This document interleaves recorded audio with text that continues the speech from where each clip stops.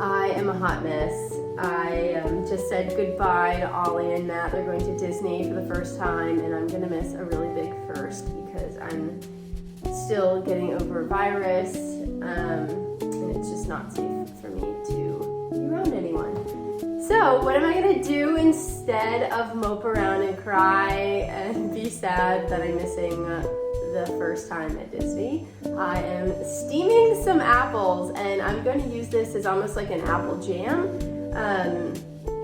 It's full of fiber, and I just like the moist type. I don't think people like the word moist, but the gooey, yummy, cinnamony, I'm not gonna use the word moist. Can I get through this video without using the M word? I don't know, let's see.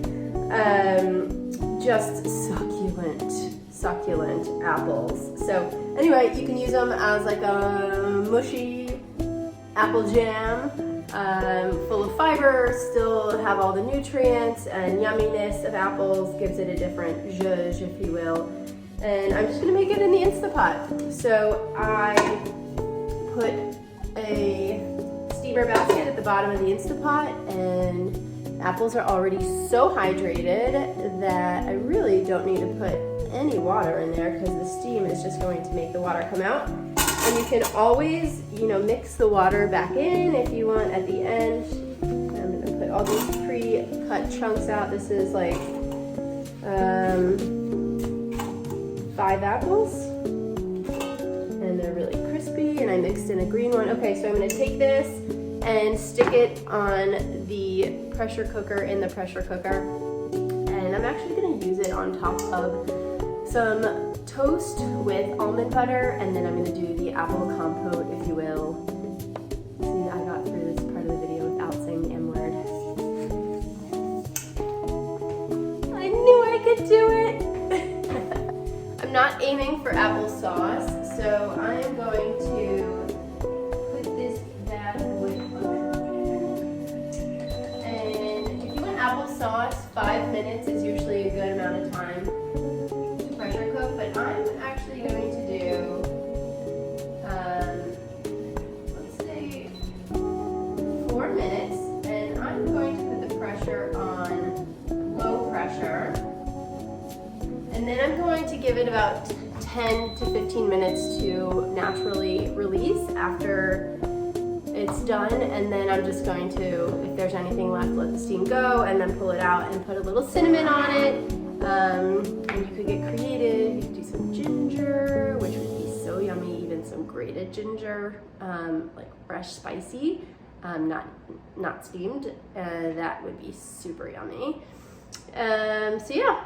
That's what I'm doing, and I can't wait to share what comes out of it. Oh, and I'm so excited about this because we do it every year, and it's my son's name origin. If you don't know already, Ollie, our son, is named after a donut, a Dutch donut, Ollie Ballen, which is good luck to eat in the new year, and he was a New Year's baby. So, not to gloss over it, but glossing over, and you can shred apple into Ollie Ballen Dutch donuts, which is essentially the traditional donut. It's flour, which I'm going to make it this year with 100% whole wheat flour, einkorn flour, and see how that goes. And I'm going to change up the sugar in the recipe to honey, and the powdered sugar I'm going to finely grind up in my food processor coconut sugar until it's a powder, and then I'm gonna hit it with that and a little bit of cinnamon, which is traditional, is powdered sugar and cinnamon on the top. And so they're these yummy fried dough balls. You can also, I really am not a big raisin fan, but I love raisins in Ollie Ballen. So I was gonna do a little mix of apples, shredded grated apples, and then some yummy raisins. Oh, and you fry it in oil, and I was gonna see, I don't want to fry it in coconut oil because it's too heavy for me, and it's just going to, it's not working for me in my head. But I was gonna do avocado oil and see how that goes. It has a higher burn temperature than some other oils, and I really don't want to use a seed oil because of the, I'm eating donuts, okay? Like the inflammatory, whatever. I could put whatever oil in it, just call it a day. But you know me, I'm always looking for healthy swaps, so healthier swaps. So we'll do a whole video on how to make olive oil maybe today, if my raisins get here on time, because I can't leave the house right now. And that'll be so fun, and we can do it on New Year's Eve together. How fun! And yeah, okay, I'm liking this idea. All right, waiting for my apples, and I'll see you when they are done. Little update, I did put a little bit of water at the bottom of this Instapot. Funny fact, or fun fact, I have 3 Instapots. I don't know how, don't ask. One is an air fryer style, one is a traditional Instapot, and the other one is maybe traditional and bigger. I don't even know. I have 3 because I love having parties, and I've got a soup going, and then we air fried our latkes this year. We actually pre-ordered them from Katz Deli in New York, which totally unrelated, and it was hilarious because our family owns Jewish delis in New York, and for some reason, whoever brought the latkes to the party for Hanukkah did not get them from our family deli. So no offense though, no offense taken.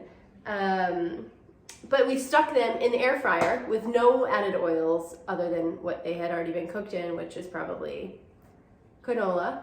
And they came out super crispy and yummy and great. So that is cool too, a cool use of the air fryer.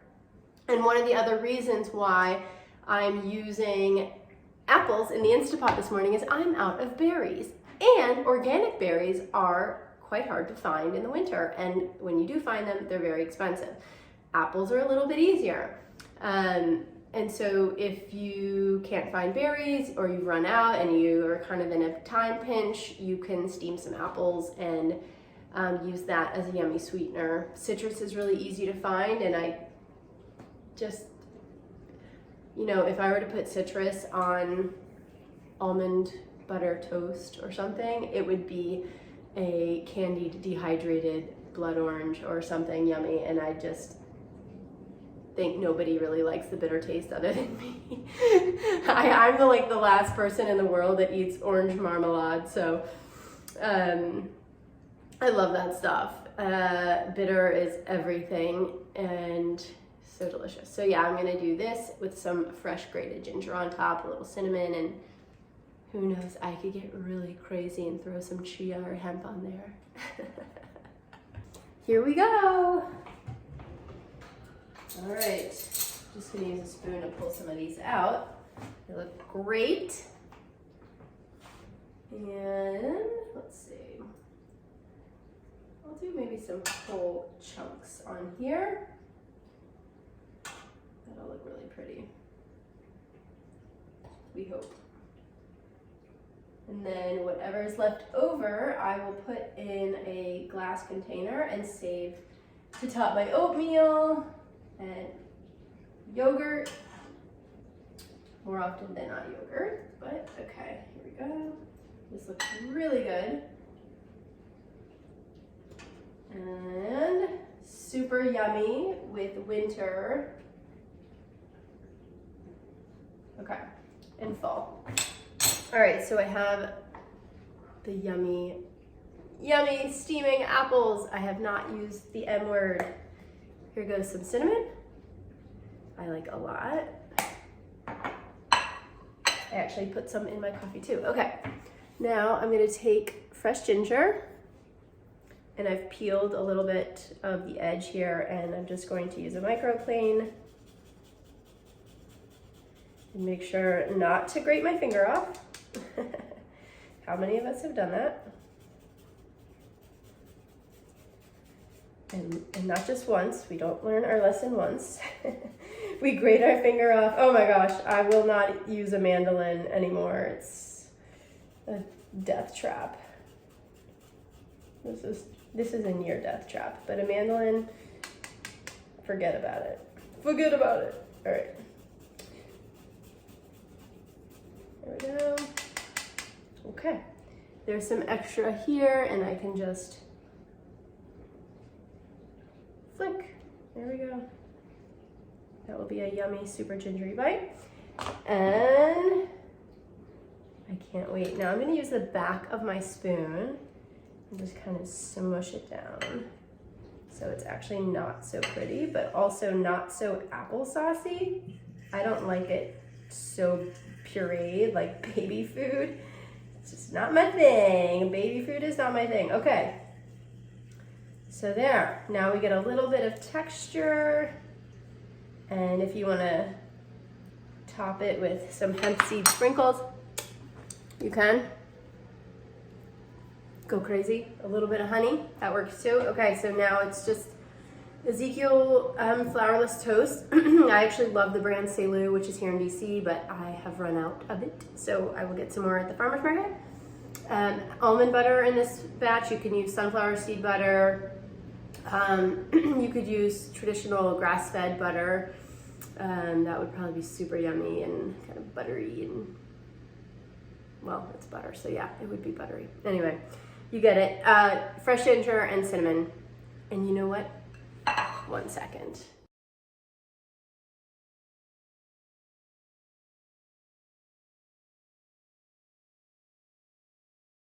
It is nothing without a pinch of salt. A little bit. I love a little salt on almond butter. So here we go. The truth.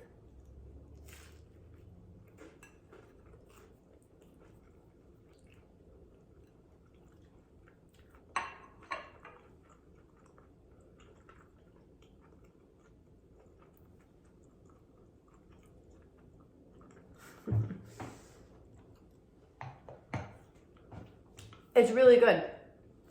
Obviously, I would say that because this is my video, but it is, and it tastes kind of like an apple blintz or blini.